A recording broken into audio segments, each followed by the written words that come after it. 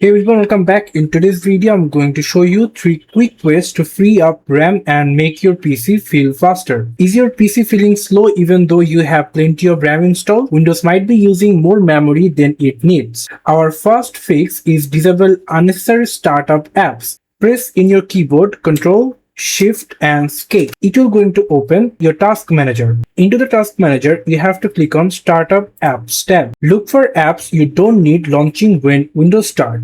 Just simply select any of them, click on the right mouse button and simply click on Disable.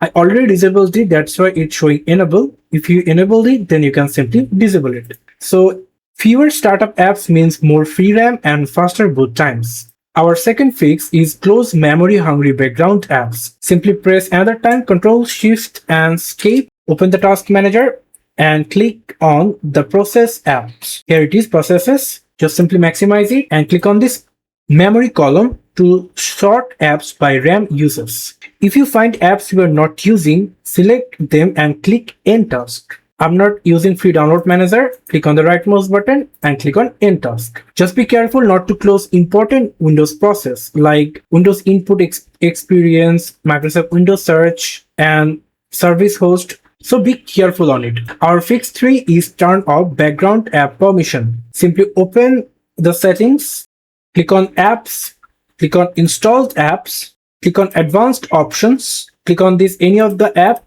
advanced options, and into the background app permission, always set never. This prevents apps from silently consuming RAM in the background. So try these 3 fixes and check your RAM usage again. You might be surprised how much memory Windows gives back. Follow for more Windows 11 tips and performance tricks. Thank you so much for watching. I hope to see you in other videos. Till then, goodbye.